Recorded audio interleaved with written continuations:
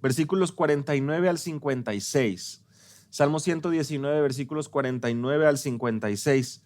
Hemos recorrido ya varias secciones y la sección de esta mañana, la sección que nos toca en esta mañana, está muy centrada en palabras que van a darse cuenta, pueden resonar por ahí en cuanto a repeticiones y en cuanto a otras aplicaciones o repeticiones más bien en secciones anteriores. Los salmistas y el salmista en esta ocasión, saben bien, pues no es y no está ajeno a los dolores de esta vida, no está ajeno a las situaciones que vivimos o las situaciones con las que nos enfrentamos al vivir en esta tierra. Al contrario, encuentra también ese dolor y ese sufrimiento que nosotros mismos también enfrentamos al vivir en una sociedad donde, como ustedes saben, pues el pecado es evidente en muchas ocasiones a donde quiera que volteemos a ver. Y es por eso que en esta sección en particular encontramos que el salmista abre su corazón y de manera muy concreta hace una petición. Y esta petición viene acompañado de acciones y compromisos que lo llevan a adorar, que lo llevan a ver y contemplar la recompensa que tiene en Dios. Así que hoy vamos a dividir esta sección en tres encabezados y el primero es petición y reconocimiento, una petición genuina y un reconocimiento del salmista. Vean ahí conmigo el versículo 49. Acuérdate de la palabra dada a tu siervo, en la cual me has hecho esperar. Acuérdate de la palabra dada a tu siervo, en la cual me has hecho esperar. Primeramente, ¿a quién le estará dirigiendo estas palabras el salmista?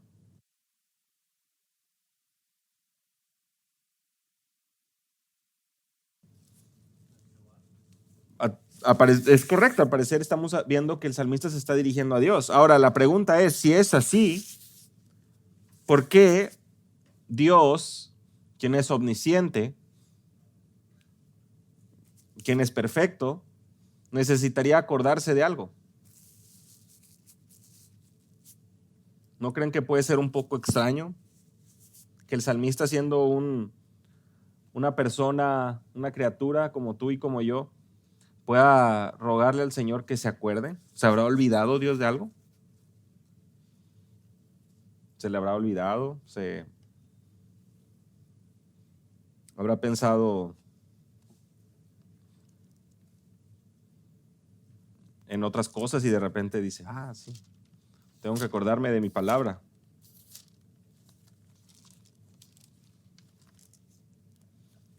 ¿Será que es muy temprano para estar pensando, hermanos?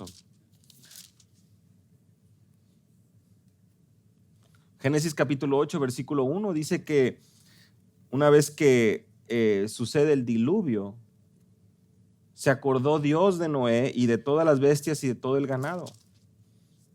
Y Dios hizo pasar un viento sobre la tierra y decrecieron las aguas. Se acordó Dios de Noé. ¿Se había olvidado Dios de Noé? Pues esa es una respuesta muy fácil, ¿verdad?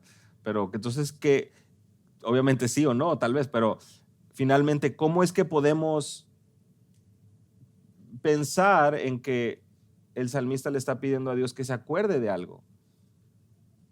¿Y qué es lo que esto refleja? Bueno, bíblicamente nosotros sabemos, efectivamente, Dios no se puede olvidar de algo. ¿Por qué? Porque finalmente Él es omnisciente, Él es perfecto, Él es omnipresente, Él es todopoderoso, Él es sabio, perfectamente sabio. La palabra acordar o recordar tiene también la implicación de actuar en base a algo que viene a la memoria. ¿Esto qué quiere decir? La palabra en hebreo para acordarse y la palabra que es usada aquí tiene que ver no solo con traer a la memoria, sino hacer algo con respecto a esto. Y esto viene a traer y abrir un poco más el panorama. Porque lo que el salmista está pidiendo es, Señor, actúa conforme a aquello que has dicho. Actúa conforme a tu palabra que ya has dado. tu palabra que ya has dado a tu siervo. Por favor, acuérdate y por favor, obra en favor de tu siervo. Podemos ver que hay esa conexión entre el recordar y el actuar, esa conexión en traer a la memoria y en poder obrar en favor de. En las veces que encontramos en la Escritura que nuestro Dios se acuerda, pues viene a nuestra memoria precisamente, o debe venir a nuestra memoria precisamente esta definición, donde Dios no solo se acuerda y pasa por alto, sino que actúa, sino que es una manera de que nosotros podamos comprender que Dios está actuando conforme a lo que Él ya había dicho, conforme a lo que Él ya había prometido. Es una oración a Dios por el cumplimiento de las promesas. Hermanos, y también es un patrón y es una guía que puede servirnos a nosotros para orar bíblicamente, para orar de acuerdo a lo que vemos en la Escritura. Muchas veces tenemos dudas de cómo orar y a veces podemos caer en el error también de decir, bueno, no necesitamos orar porque finalmente Dios es soberano y Él va a actuar como Él quiera. ¿Para qué oramos si Él ya tiene el control de todas las cosas? Si Él ya ha designado y tiene decretado el fin, el inicio y el fin, ¿verdad? Oramos porque la palabra de Dios nos enseña a orar y porque la oración es aquello que hace que también nuestros pensamientos, nuestra mente, nuestros planes puedan ser alineados a la voluntad de Dios. Porque en esos momentos somos recordados de la importancia de someternos a su perfecta voluntad. Y oramos en función también de lo que vemos en la Escritura de cómo hombres a lo largo de la historia, inspirados por Dios, oraban a Dios. Y por lo tanto, cuando llegamos a esta sección y a esta palabra, podemos darnos cuenta que una oración sincera es aquella que ora de acuerdo a la palabra, que ora de acuerdo a lo que Dios ha dicho, Dios ha establecido. Pero si no conocemos la palabra, resulta muy difícil orar, bíblicamente. Y resulta más sencillo orar en función de lo que quiere nuestro corazón egoísta. Y tal vez esto ya empieza a sonar muy familiar. Pero empezamos a mostrarle a Dios nuestro deseo de tener posesiones materiales. Es más, de nosotros mismos, no solo rogarle a Dios que actúe conforme a sus promesas, sino cambiar el sentido para nosotros decretar, ¿verdad? Y ahora nosotros ser los amos y señores del significado de las promesas de Dios y nosotros ponerle un sentido conforme a nuestra conveniencia.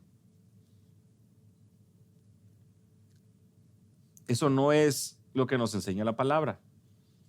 Orar de acuerdo a lo que encontramos en la palabra nos lleva a meditar en lo que Dios ha prometido para los suyos. Que lejos de tratarse de simples bendiciones materiales, las oraciones de los hombres de Dios a lo largo de la Biblia nos llevan a darnos cuenta que al conocer a Dios, al conocer sus promesas, al conocer su carácter, pueden orar confiadamente, pueden orar de una manera dependiente y humilde. Porque esa petición y ese reconocimiento viene también acompañado, vean ahí parte final del versículo 49, en las cuales me has hecho esperar, de paciencia. Paciencia. Y paciencia es una palabra también clave en este Salmo 119. Vean conmigo ahí el versículo 43. No quites jamás de mi boca la palabra de verdad, porque yo espero en tus ordenanzas. Yo espero en tus ordenanzas. El salmista sabía y reconocía que era importante aprender a esperar. Que los que te temen, versículo 74 del Salmo 119, que los que te temen me vean y se alegren, porque espero en tu palabra. Otra vez, esperar, versículo 81, mi alma desfallece por tu salvación, en tu palabra espero. Versículo 147 del mismo Salmo 119. Me anticipo al alba y clamo porque en tus palabras espero, o espero en tus palabras. Esperar es algo Y es un tema recurrente en el Salmo 119, pero también es algo que debe ser ejercitado para cada uno de nosotros en este tiempo de la historia, por supuesto, después de la cruz. Si pueden abrir sus Biblias también, bueno, ir conmigo a 1 de Pedro 1, versículo 13. 1 de Pedro 1, versículo 13.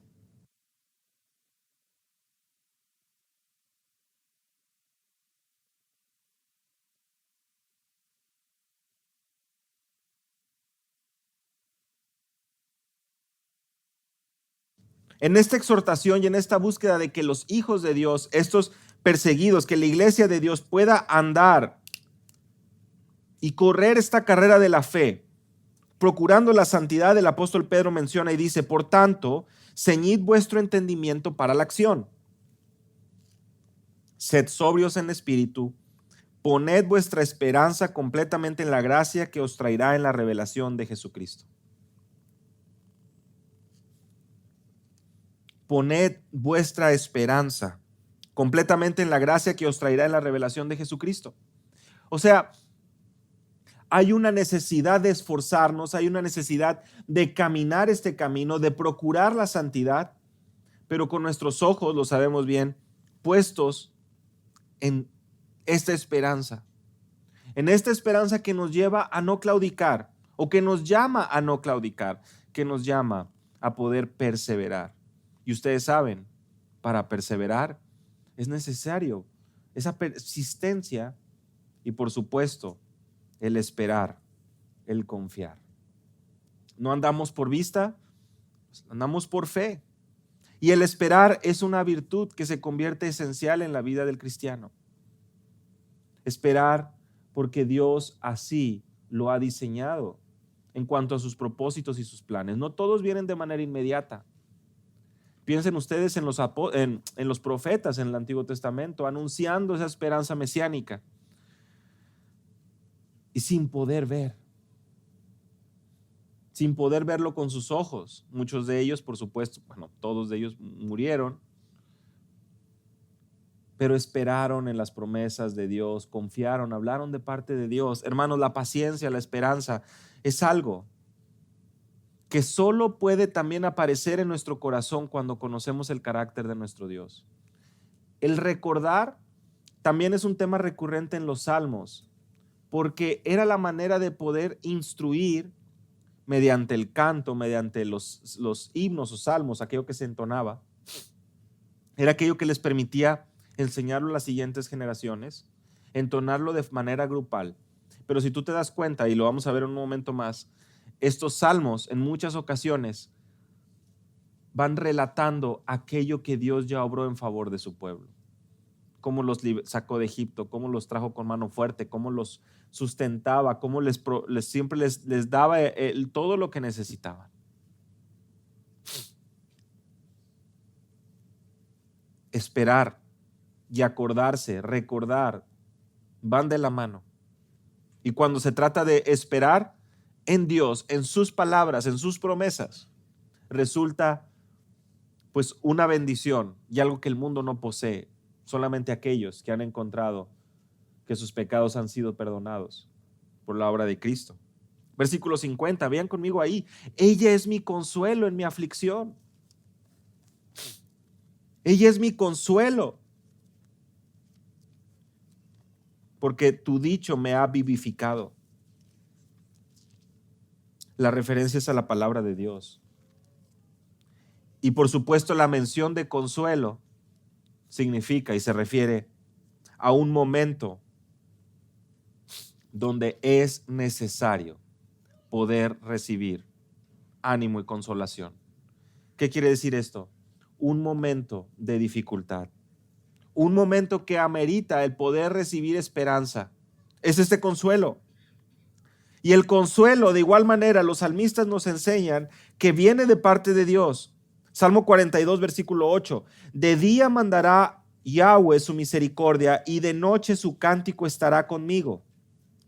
Elevaré una oración al Dios de mi vida. A Dios mi roca. A Dios mi roca. Versículo 9. De día mandará el Señor su misericordia y de noche su cántico estará conmigo. Su confianza está en Dios. Mira el versículo 11. ¿Por qué te abates, alma mía? ¿Por qué te turbas dentro de mí? Espera en Dios, pues sé de alabarle otra vez. Él es la salvación de mi ser y mi Dios. Salmo 42.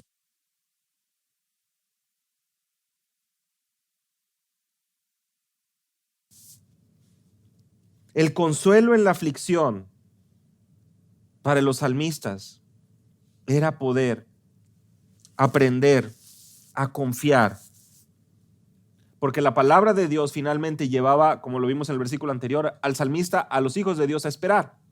Y esperar en Él implica el poder recibir esa paz en medio de la aflicción, recibir un consuelo en medio de la aflicción, porque tu dicho me ha vivificado, me ha dado vida.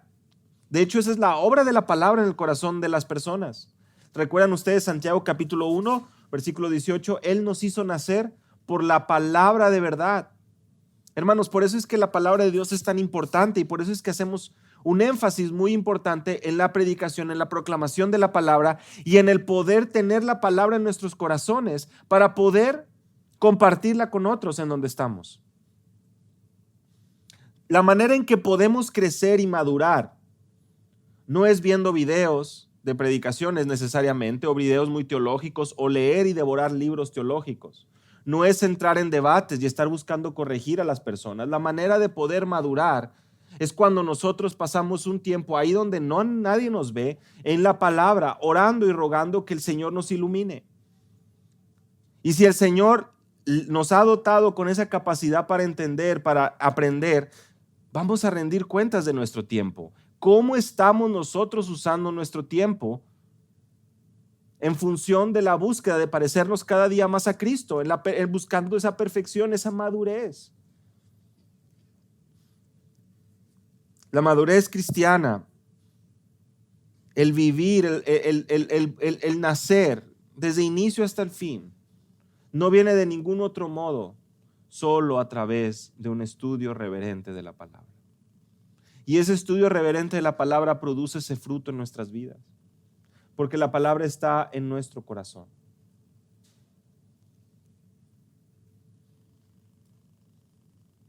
El mundo necesita ejemplos de familias, de hombres y mujeres que aman la palabra, que atesoran la palabra y que saben darle frente a las aflicciones de la vida confiando en la palabra, porque saben que Dios es fiel y porque ese consuelo para la aflicción solamente proviene de un conocimiento y de un conocimiento profundo del carácter de Dios.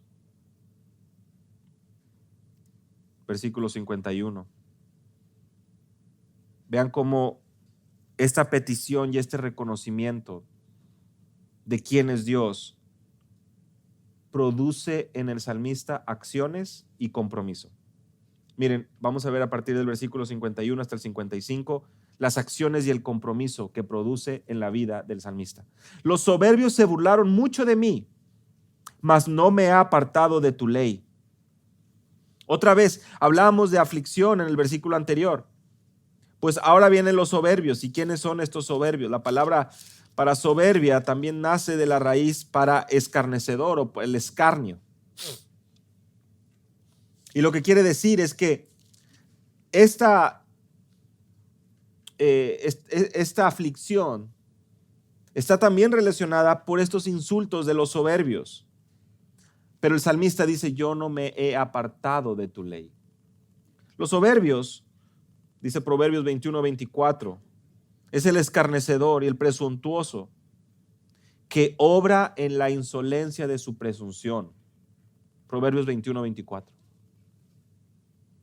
El soberbio es aquel que en función de su percepción de la realidad, de lo que él ve y de lo que, pues obviamente él se cree, obra. Y esto es completamente ajeno a un temor reverente a Dios. Lo que la Biblia nos enseña es la necesidad de someternos y comprender que nuestro Dios, que es alto y sublime y habita en la eternidad, mora con aquel que es quebrantado y humilde de espíritu. Su carácter es congruente. Su carácter armoniza y está alineado con aquellos hombres y mujeres que procuran someterse a su palabra. Ten piedad de nosotros. Miren el Salmo 123, unas páginas ahí adelante. Ten piedad de nosotros, versículo 3 del Salmo 123. Ten piedad de nosotros, oh Señor, ten piedad de nosotros, porque muy hartos estamos de desprecio. Harta en extremo está nuestra alma, del escarnio de los que están en holgura y del desprecio de los soberbios. Ten piedad de nosotros, oh Señor. Ten piedad de nosotros. Otra vez, hermanos, cuando buscamos que nuestras oraciones sean genuinas y sobre todo basadas en la palabra, cuando estamos buscando cómo orar, vayamos a los salmos y podamos apreciar ahí cómo el salmista dice: Señor, ten piedad de nosotros. Señor, por favor, vivifícame. Por favor, sosténme, acuérdate de tu palabra, de manera que yo también pueda, versículo 52, acordarme. Vean ahí cómo está perfectamente alineado el final del versículo 51 con el versículo 52. Yo no me he apartado de tu ley. Dice, los soberbios, ellos están en su camino, caminando en su engaño, pero yo no me he apartado de tu ley. Esa es la reacción del salmista ante las burlas y el escarnio. Ante la aflicción, el salmista dice: yo no me he apartado de tu ley. El camino más fácil es ceder a las burlas y ceder a la aflicción. El camino más sencillo es negar tu nombre, el dejar a un lado tu palabra, el dejar a un lado tus promesas. Pero el salmista dice: yo no me he apartado, versículo 52, me acordé de tus juicios antiguos. ¿Se acuerdan cómo comenzó esta sección? El salmista rogando que el Señor se acuerde, es decir, que actúe conforme a sus promesas. Y ahora, ¿qué es lo que está diciendo aquí? Conforme a su palabra. ¿Y qué es lo que está diciendo aquí el salmista? Yo estoy comprometido a actuar basado en tus juicios, basado en tus palabras, basado en tus estatutos, aquellos que has dado desde tiempo atrás. Y dice la parte final del versículo 52, y me consolé. El ejercicio de recordar es algo muy importante para el creyente. El ejercicio de poder traer a la memoria las palabras de Dios es aquello que los mantiene a flote en el medio del mar de la tempestad. Recordar las maravillas que Él ha hecho, dice el Salmo 105, versículo 5. Recordar las maravillas que Él ha hecho, sus prodigios y los juicios de su boca, oh simiente de Abraham, su siervo, hijo de Jacob, sus escogidos. El Señor nuestro Dios. Él es el Señor nuestro Dios. Recordar y traer a la memoria sus prodigios no debe hacer otra cosa en nuestras vidas que traer una confianza de saber que Él es fiel y que Él no cambia y que Él obra de acuerdo a su carácter, su fidelidad, su poder. Me acordé de tus juicios, me acordé de tus obras, me acordé de tus promesas, de tus palabras y encontré consuelo ahí. Y las palabras de Jesús muy claras en Mateo 24:35, ¿verdad? El cielo y la tierra pasarán, pero mis palabras no pasarán. O sea, la aflicción va a pasar, el dolor va a pasar, la alegría que produce las situaciones de este mundo va a pasar, pero la palabra de nuestro Dios no pasará. Es lo que leemos también en el profeta Isaías: sécase la hierba, marchítese la flor, pero la palabra del Señor permanece para siempre. Así que el salmista muestra este compromiso y una acción contundente en actuar en función de las promesas de Dios y encontrar consuelo ahí. ¿Ve que nada más qué beneficio?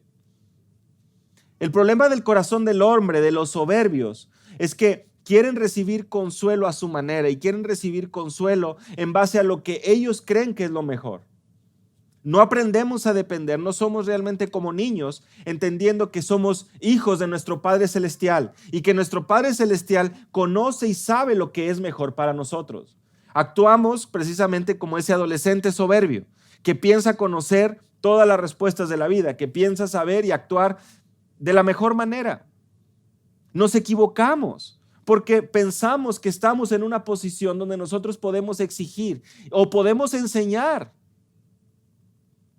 En nuestra relación con nuestro Padre Celestial nunca puede ser así. Nosotros no somos absolutamente nadie para buscar sentarnos a enseñarle a Dios. Al contrario,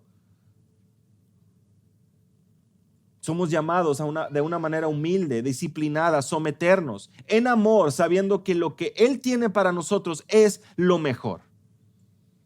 Desafortunadamente eso no es lo que muchas veces florece en nuestro corazón en los tiempos de la aflicción. Porque el salmista aquí está en esos momentos de aflicción, recordando cómo encuentra consuelo en su Padre Celestial. Imagina esa situación difícil que a lo mejor pasaste de niño, adolescente, y cómo sufriste las consecuencias de tu error. Pero ahí estuvo tal vez tu padre, tu madre, algún tío, algún familiar, mostrándote ese cuidado y a lo mejor ese perdón, levantándote en tus tropiezos. Nuestro Padre Celestial excede cualquier manifestación de amor de un Padre terrenal.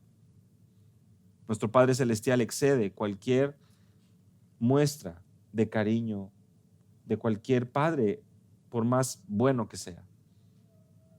Si somos hijos de Dios, estamos en las mejores manos. Pero es necesario conocer su carácter, conocerlo a Él.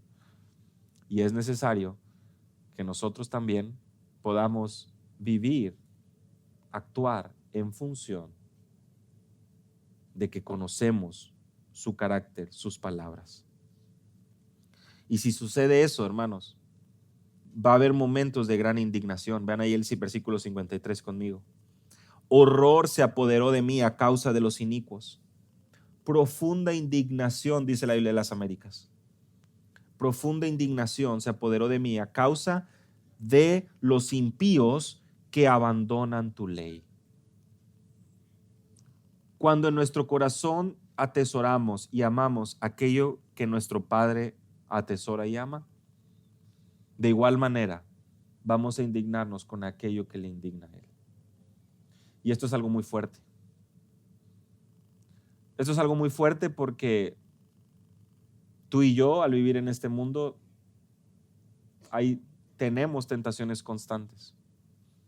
Y delante de nuestros ojos suceden escenas, situaciones cotidianas de la vida que nos quieren orillar a responder de cierta manera, que nos quieren orillar a reírnos, a sentar la cabeza, a aceptar, a mostrar que estamos de acuerdo con cosas que evidentemente nosotros no podemos tolerar porque nuestro Padre no tolera. ¿Y qué decir de la tentación que representan las pantallas, las computadoras, los celulares, donde muchas veces dedicamos el tiempo y prestamos no solamente oídos, sino también nuestros ojos y nuestro tiempo a aquello que nuestro Padre Celestial de ninguna manera tolera? El salmista dice: una profunda indignación se apoderó de mí a causa de los inicuos, a causa de aquellos que están obrando ese mal, acerca de aquellos que están produciendo este material, que están detrás de hacer llegar este material a tantas personas en todo el mundo, buscando distraerles de lo eterno. Un horror por aquellos que se olvidan de Dios, por aquellos que se olvidan de su palabra, por aquellos soberbios de los cuales hablábamos hace un momento. Hay una profunda indignación, una indignación calcinante. Se trata de algo que te está quemando.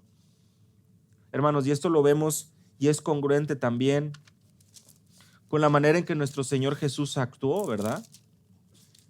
Seguramente más de uno aquí le vino a la memoria esa escena en Lucas capítulo 19, versículo 41, 42, cuando Él al ver a Jerusalén llora sobre ella, Si tú también, dice él, hubieras sabido en este día lo que conduce a la paz, pero ahora está oculto a tus ojos. Cuando entra al templo y dice, mi casa será casa de oración, pero vosotros la habéis hecho cueva de ladrones. Nuestro Señor Jesús mostró esa indignación y ese horror al ver lo que sus ojos estaban presenciando. Y muchas veces nosotros, al no tener un compromiso por su palabra y al no tener un conocimiento de su carácter, lejos de indignarnos, encontramos satisfacción y placer en aquello que nuestro Dios detesta. Y eso debe hacernos meditar. Hermanos, no solamente, por supuesto, aquello que escuchamos, que vemos, pero aquello que hablamos, lo veíamos el domingo pasado, ¿verdad?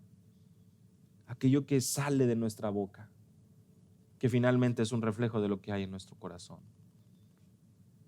Queja continua, crítica continua, sarcasmo, burlas, por supuesto, bromas no apropiadas para un creyente.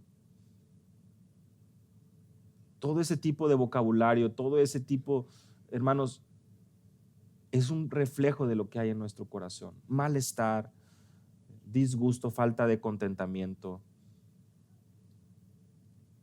Y eso no puede ser así. El salmista menciona y dice, hay un horror, hay una indignación, hay algo que me quema por dentro al ver esto.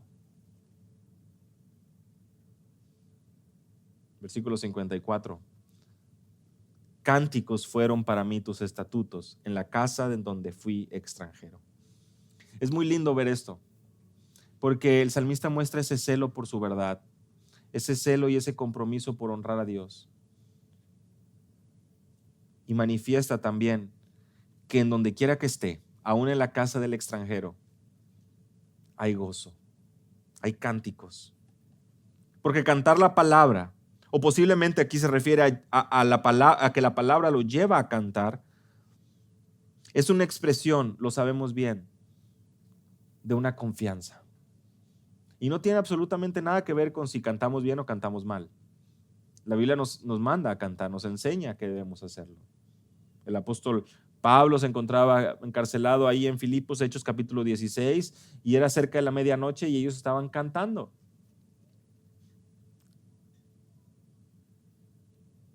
A través de la palabra cantada testificamos la bondad de Dios. La parte final de Santiago nos recuerda, ¿verdad? ¿Está alguno alegre? Cante alabanzas. Pero no son simples alabanzas huecas y vacías, sino que al cantar la palabra precisamente somos recordados ¿de qué? Del carácter de Dios. ¿Se das cuenta cómo los salmos, y ya lo vimos en alguna escuela dominical antes, los salmos nos instruyen? Los salmos no son simples oraciones ahí puestas para hacernos ver los sentimientos de los salmistas. Nos instruyen, nos enseñan acerca del carácter de Dios, nos enseñan acerca de Dios, nos enseñan acerca de su ley, acerca de sus proezas, nos enseñan acerca de su amor leal, de sus misericordias, de su poder. Y nos enseñan también acerca de nuestra dependencia de su palabra. Y este gozo vino a él, este compromiso por su palabra vino al salmista mediante cánticos. Versículo 55, me acordé en la noche de tu nombre, oh Jehová, y guardé tu ley. Sin duda se ha mencionado de la palabra, de la ley, pero ahora el salmista menciona no solo su palabra, sino tu nombre, oh Yahweh. El yo soy. Eso es lo que está diciendo aquí el salmista. Yo me acordé en la noche. Y el símbolo de la noche, ¿qué debe traer a nosotros? La conclusión de un día. Y si te pones a pensar, posiblemente el momento más vulnerable, porque nosotros no estamos ahí atentos a lo que nos pueda suceder. El momento más vulnerable tal vez del día para nosotros, el momento donde no solo estamos cansados, sino que además, pues, dependiendo qué tan buenos somos para dormir, ¿verdad? Pero vulnerables en el sentido de que no estamos atentos a lo que está sucediendo a nuestro alrededor. A lo mejor podemos escuchar ruidos en la casa, pero no sabemos qué es lo que está pasando afuera. No sabemos qué es lo que está pasando en otras partes, no estamos sabiendo si alguien se está aproximando a kilómetros de distancia, si algo se avecina, no, estamos vulnerables, estamos en un momento donde nos pueden pasar muchas cosas. Y más aún si estamos, por ejemplo, en el caso del salmista, en un momento de aflicción, con soberbios, buscando atentar contra su vida, su salud, su familia, no estamos seguros de los detalles. Hermanos, me acordé de tu nombre, dice el salmista. Me acordé de tu nombre. Y así es como Dios se presenta a Moisés, ¿recuerdan? Les dirás, yo soy, me he enviado. Su nombre es un reflejo, por supuesto, de su carácter y de que es un Dios eterno, trascendente, todopoderoso. Cuando meditamos en Él es inevitable recordar y guardar su ley. Porque cuando meditamos en su carácter y en la persona de Dios, es inevitable que venga un temor reverente a nuestras vidas. ¿Cómo reaccionar adecuadamente al meditar en la persona de Dios? Sometiéndote. Esa es la respuesta. La respuesta que viene en base a una humildad y un deseo de honrarle a Él. Guardar su ley. Y finalmente el versículo 56. La Biblia, la Reina Valera menciona y traduce: estas bendiciones tuve porque guardé tus mandamientos. Una mejor traducción es la Biblia de las Américas: esto se ha hecho parte de mí. Esto se ha hecho parte de mí, guardar tus preceptos. Y es un compromiso nuevamente por guardar la ley, por una provisión diaria, por una provisión divina. ¿Esto qué es lo que se ha hecho parte de mí? La ley, el guardar su ley, guardar sus preceptos, el honrarlo a Él. Versículo 69. Los soberbios han forjado mentira contra mí, ahí mismo en el Salmo 119, pero de todo corazón guardaré tus preceptos. Una especie de resumen de lo que acabamos de leer. Los soberbios forjaron mentira, pero yo de todo corazón guardaré tus preceptos. Y el salmista lo ha dicho una y otra vez en nuestra sección en esta mañana. Guarda sus preceptos y este guardar los preceptos, este atesorar los preceptos, produce en él una consolación que viene de la palabra. Versículo 52. Produce en él una indignación en contra del pecado. Versículo 53. Produce en él un gozo. Versículo 54. Produce en él una obediencia. Versículo 55. Aún en los momentos más débiles de nuestra existencia. Hermanos, hay consuelo, hay esperanza, hay gozo de Dios a través de su palabra sin importar las circunstancias. Si estoy en casa de extranjero, hay gozo. Si estoy en la noche, guardo y recuerdo tu nombre y descanso en tu nombre. Si estoy en momentos de dificultad, donde los soberbios buscan burlarse de mí, yo mantengo el curso de mi vida alineado a una obediencia a tu palabra, oh Señor. No importa lo que suceda, el consuelo, la esperanza y el gozo en Dios es una realidad para los hijos de Dios. Por eso es que este capítulo ha tomado una fuerza tan importante para que como iglesia podamos aprender que la manera en que podemos ayudar a otros, aconsejar a otros, es a través de la palabra. Y la suficiencia de la palabra nos lleva a poder comprender que no necesitamos nada fuera de esto. Pero si este libro no está en tu corazón, no realmente está en tu meditación diaria, no tienes nada que aconsejar. De verdad que venga un peso y un deseo genuino por aprender su palabra. Que mostramos un deseo al traer la Biblia, al estudiar su palabra, al tomar notas, al estudiar en la semana, al preguntar, al recordar, al asistir a las diferentes oportunidades que tenemos. Porque no hay otra manera de poder vivir en este mundo ajeno a la palabra. Hermanos, hagamos un esfuerzo al iniciar este año y mientras recordamos el Salmo 119, nos demos cuenta que todos nuestros supuestos problemas que tenemos a nuestro alrededor, que todas esas supuestas quejas que podamos tener, que toda esa falta de contentamiento, que toda esa situación que puede venir a amargar nuestra vida, esa facilidad para detectar los errores en todo, esa facilidad para quejarnos, que todo eso pueda ser hecho a un lado y en lugar de meditar y dar tanto lugar a todo ese pecado, podamos darle lugar a la palabra. Y saber y confiar, si estoy aquí en esta situación específica de la vida es porque Dios quiere que así sea, porque yo conozco su carácter y Él es bueno para con sus hijos, porque yo conozco que Él es fiel, que Él va a cumplir sus promesas y que Él me va a guiar hasta el fin.